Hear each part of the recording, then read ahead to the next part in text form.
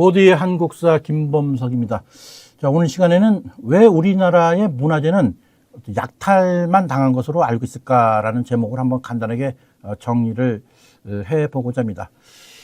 이제 우리나라도 지금 용산 국립박물관을 비롯해서 전국에 많은 박물관들이 세워지고 또 이렇게 그 내용도 알찬 것에 대해서는 상당히 뿌듯한 그런 마음을 가지고 있습니다. 우리 보통 해외여행 같은 데 가면은 그 나라의 무슨 뭐 문화를 갖다가 이렇게 문화재 같은 거 보러 많이들 가죠. 뭐 영국 뭐 대영 박물관이라든가 프랑스의 루브르 박물관, 또 이탈리아의 뭐 바티칸 그 박물관, 또 대만 같은 경우는 대만 고궁박물관 이런 데 가면은 그 엄청난 소장품과 또 그 작품성이라서 그냥 입이 쫙 벌이 어유 대단하다 뭐 이렇게 감탄사를 연발했던 그런 경험들이 다 있을 것 같아요. 자, 우리나라에 그냥 서울에 있는 우리 그 서울 용산 국립박물관을 가더라도 그 규모가 엄청나죠. 우리나라의 용산 국립박물관이 아마 규모로서는 세계에서 13번째 규모라고 이렇게 그런 내용을 제가 봤어요. 그러니까 상당히 큰 그런 규모의 박물관이면 틀림이 없습니다. 하지만은 박물관의 규모에 비해서 그 내용이 제가 이렇게 가면은 그렇게 뭐 썩 알차다는 생각은 못 들었어요, 사실은. 그래서 제가 뭐 이렇게 그냥 생각날 때마다 이렇게 박물관에 가서 1년에 그래도 뭐 아주 자주 가지는 않지만은 1년에 한 그래도 4회, 5회 정도는 꼭 가는 것 같은. 갈 때마다 보면은 무슨 특별 전시회 말고는 상설 전시회 가면은 특별히 바뀐 것이 별로 없는 그런 것을 느꼈어요. 왜 그러냐? 그만큼 우리나라는 문화재가 그렇게 많지 않다. 이렇게 볼 수가 있죠. 뭐 영국의 대형 박물관 같은 경우에는 뭐 소장품이 뭐 무려 뭐 800만 점. 물론 뭐 해가 지지 않는 나라 영국이 세계 식민지를 하면서 많은 나라로부터 뭐 착취, 뭐 빼앗고 뭐 여러 가지 있겠죠. 어찌됐든 간에 800만 점이라는 것은 사실 뭐 이렇게 말로 표현을 할 수 없을 정도로 엄청난 양으로 볼 수가 있죠. 그 외에 뭐 루브르 또 뭐 바티칸 뭐 마찬가지겠죠.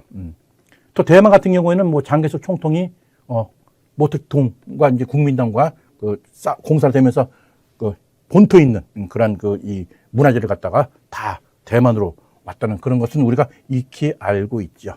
그런 와중에 우리나라의 문화재는 상대적으로 많이 좀 빈약하다라는 것은 제가 좀 그런 느낌은 지울 수가 없네요. 자, 첫 번째 한번 볼까요? 8만 대장경을 일본에 넘기려고 했던 이유, 이렇게 제목을 했는데, 8만 대장경 그러면 뭐, 이걸 모르는 사람이 어디 있어요? 유네스코 세계문화유산으로도 이렇게 지정이 돼 있고, 장경판전이요. 또 고려시대 때, 그 대몽항전을 갖다가 기리기 위해서 만든 그런 이 8만 대장경, 실로 엄청난 거죠. 근데 이런 이 민족의 이 보물 국보급을 갖다가 일본에 넘기랬던 그 이유가 뭘까요? 좀 저로서는 좀 이해가 안 가죠. 세종대왕 시절 때 일본에서 8만 대장경을 갖다가 좀 넘겨달라고 집요하게 고집을 좀 폈던 모양이에요.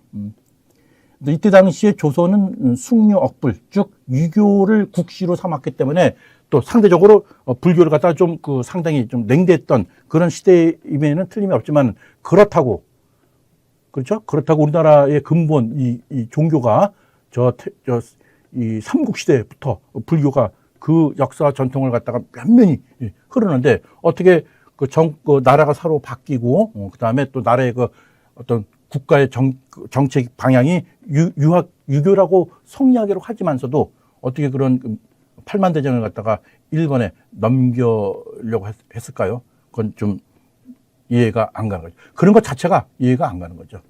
어찌됐든 간에 일본에서 8만 대장경을 갖다가 달라고 한 이유는 조선, 당신네들은 뭡니까? 이제 유교가 당신네들 나라의 어떤 국신이 이제는 우리는 좀 불교에서 한 수 좀 배우려고 그러니 8만 대장경을 좀 넘겨줬으면 좋겠다. 아니면 우리 전쟁도 불사하겠다. 이렇게 뭐 반 협박까지도 했던 그런 사실을 우리는 좀 알고 있어야 될 것 같아요. 그럼 우리 조정에서는 어떻게 이걸 대항했느냐? 자, 8만 대장경, 우리 뭐 불교, 이제 뭐, 불교의 순위, 부패, 부정, 이런 덩어리들, 우리는 이걸 다 일수하고, 우리의 새로운 정책, 성역을 갖다가 이제 하는데, 이거 그냥 일본이 달라 그랬으니까 줄까요? 이런 논의도 있었다라고 해요, 실질적으로. 하지만 안 넘겼던 그 이유는, 야, 일본한테 8만 대장경, 우리가 이 8만 대장경 주고 안 주고가 문제가 아니라 이 8만 대장경을 갖다가 일본에 넘겨주면은 일본에서는 또 뭡니까? 또 다른 걸 또 달라고 요구를 할 것 같아서, 야, 일본, 그래도 이 8만 대장경은 우리나라에서 아주 국보급으로 쓰는 보물이야. 그래서 이걸 갖다가 함부로 이렇게 줄 수 있는 건 아니니 대신 다른 걸 가져가라 해서 8만 대장경 달고 다른, 그래도 좀 매우 중요한 그런 갖다가 일본한테 넘겨줬던 사실도 우리가 한번 더 짚고 넘어가야 되겠다. 자, 어찌됐든 간에 난 우리나라 선조들이 보면은 우리나라의 문화재에 대한 개념이 그렇게 썩, 강했던 것 같지는 않아서 이렇게 첫 번째 8만 대장경을 일본에 넘기로 했던 이유를 한번 이렇게 정리를 해봅니다. 자, 세안도도 마찬가지예요. 세안도 그러면 이 세안도 그림은 너무나도 유명하죠. 우리 국사 교과서에도 많이 나오고, 추사 김정희가 그린 자기 제자 이상작한테 선물로 보내줬던 그러한 그 그림 아니겠어요? 이때 이 제주도에 유배지에 있었던 김정희가, 그죠? 자기 제자로부터 계속 뭐 책도 계속 보내오고, 그래서 고맙다 이렇게 해서 보내줬던 것이 바로 이제 세안도의 배경이 되겠죠. 추사 김정희 그러면은 뭐 금속 과학록부터 해가지고서 상당히 그 많은 부분에서 학문적으로 이 업적을 했던 그런 인물이고, 하지만 또 어떤 정치적인 연유에 의해서 뭐 또 이렇게 그 유배까지 당했던 그런 인물이죠. 이때 당시에 중국은 청나라였죠. 청나라에서 우리나라에 오면은 이 김정희의 추사체 글씨가 엄청나게 이제 그 인기를 끌었다고 해. 너도 나도 가면 김정희 추사체. 또 김정희 추사 김정희는 또 이렇게 지인들한테 또 글씨를 많이 써서 또 선물도 많이 주고 그랬다 그래요. 그렇다면 추사 김정희의 이 글씨는 아주 여러 방면에서 많이 이제 줬을 텐데 지금은 별로 없죠. 결국 이 세안도도 북경에서 발견됐다라는 이는 뭡니까? 이건 뭡니까? 국가에서 또는 한 개인이 소장을 하고 있다가 결국은 뭡니까? 팔았다는 얘기예요. 문화재를 보관해 팔았다. 얼마를 주고 팔았는지는 저도 알 수가 없죠. 하지만 이 세안도는 상당히 좀 뭐랄까요? 파란만장한 그런 역경을 가진 그런 그림입니다. 어떤 뭐 국회의원이 또 소장해서 이걸 갖다가 담보로 제공해서 이걸 갖고 또 대출도 받는 뭐 그런 사실도 있다고 합니다. 자, 세안도가 북경에서 발견됐다는 것이 중요한 게 아니라 이것을 우리 문화재를 갖다 남한테 팔아제겠다가 핵심이죠. 자, 그러면 우리나라의 문화재 보유는 과연 어떨까요? 뭐 정확하지는 않지만은 연도별로 이제 통계가 이제 다 이렇게 그때마다 이제 변수가 있죠. 갈수록 문화재 보유량은 늘어날 수밖에 없겠죠. 보통 2025년도인데 뭐 2014년도 이렇게 보면은 크게 조금 이제 갈수록 늘어나는데 우리나라의 문화재는 국가에서 뭐 국보 또 뭐 보물 그다음에 시도에서 정한 문화재 총량 다 합쳐서 지금 한 2만여 건 정도가 되는 걸로 제가 알고 있어요. 2만. 이제 문화재라는 용어에서 이제 문화유산으로 용어가 이제 이제 그렇게 바꿔서 지금 사용을 하고 있죠. 문화재 유산으로.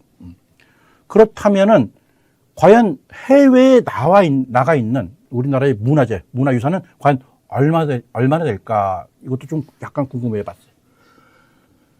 제가 앞서 말한 듯이 우리나라의 문화재, 우리 국내에 현재 보유 현황은 뭐 이것저것 다 합쳐서,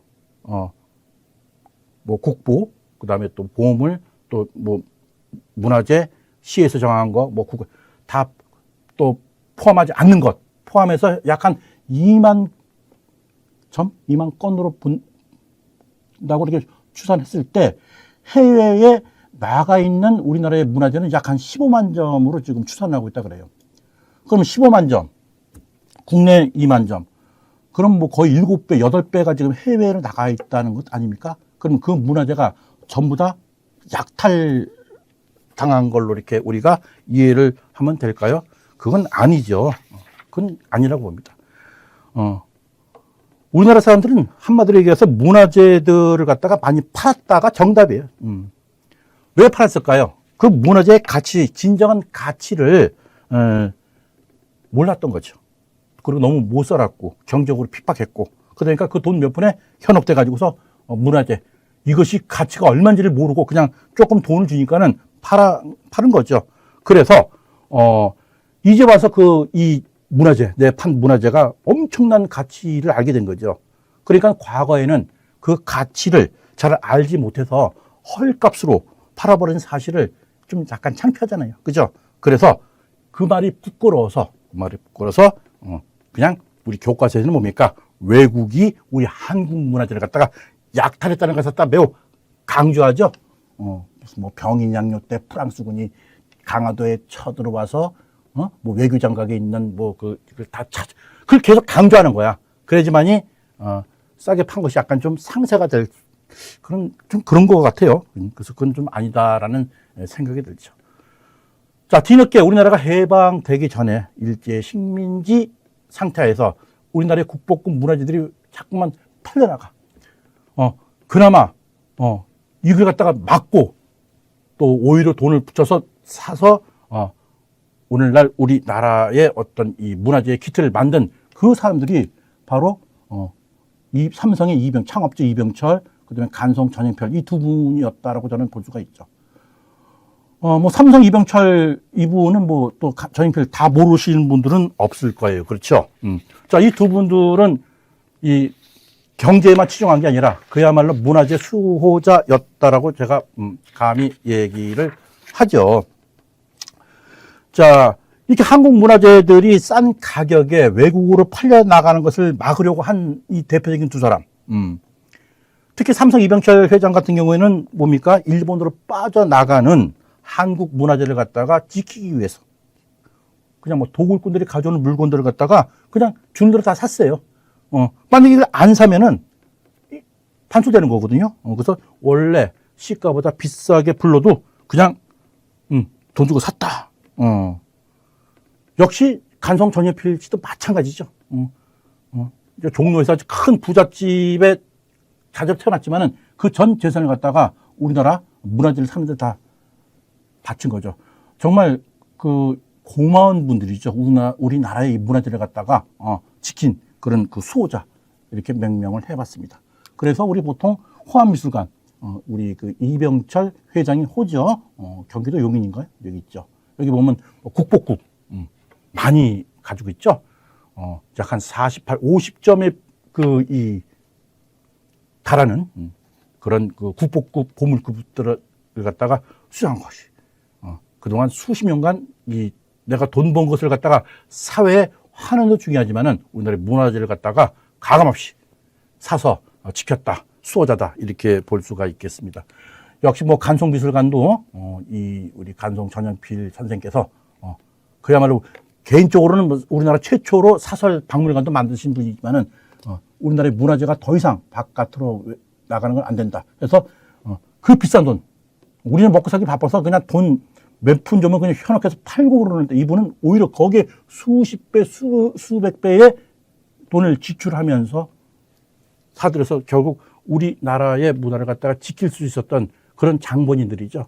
특히 간송미술관에서 소유하고 있는 그런 이 문화재는 뭐 훈민정음부터 해서 뭐 청자상가 문왕 또 뭐 신윤복의 뭐 해와 이런 우리 역사 교과서에서 보는 그런 그림들 보면 이런 걸 다수 이제 가지고 있죠.